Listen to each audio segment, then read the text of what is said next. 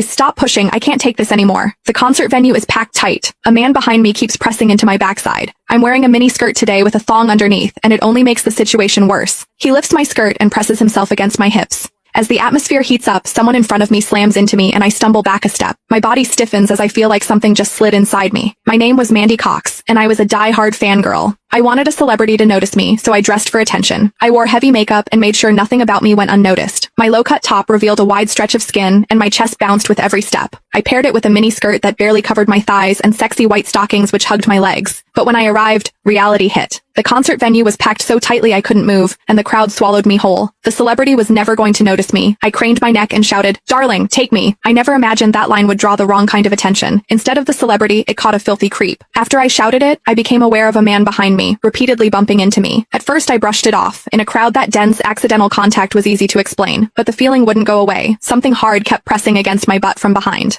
I assumed I'd accidentally backed into his hand where it rested behind me, so I turned and offered a polite apology. "Sorry, I didn't mean to bump into you." He paused, then flashed a leering smile and said, "It's okay, I don't mind." When I turned back toward the stage, I felt him press against me again, more deliberate than before. I kept my attention on the celebrity on stage and shut him out. The man became increasingly brazen, pulling up my skirt and pressing close against my backside. I had only a thong on underneath, which left my butt exposed. I felt his touch directly against my skin and assumed it was his finger. Only then did I realize something was wrong. The pressure was warm and solid in a way a finger could never be. My mind lurched as the truth hit me. In the 20 years of my life, this was the first time a man had ever molested me. Fear surged through me, sharp and overwhelming, and my body reacted with an instinct to flee, but there was no way to move. The concert floor was packed wall to wall, leaving me stuck where I stood. I drew myself tight, bracing as if tension alone could keep the fear out. As I did, my hips closed around the man's so-called finger, trapping it between my cheeks. An unfamiliar sensation followed and warmth rose to my face. What confused me was that I didn't recoil from it. There was a muted comfort to it, and against my will, it sparked a faint sense of expectation. The man behind me seemed to take it as a signal. He moved in closer, repeating the motion until the intrusion was unmistakable. I had lived a sheltered life as a college student, and now I was being toyed with by a stranger while surrounded by people. Shame surged within me without warning. I felt the urge to sob, but my throat closed and my voice deserted me. Worse still, the pressure forced my thong inward and sent a restless, prickling discomfort through my body that wouldn't fade.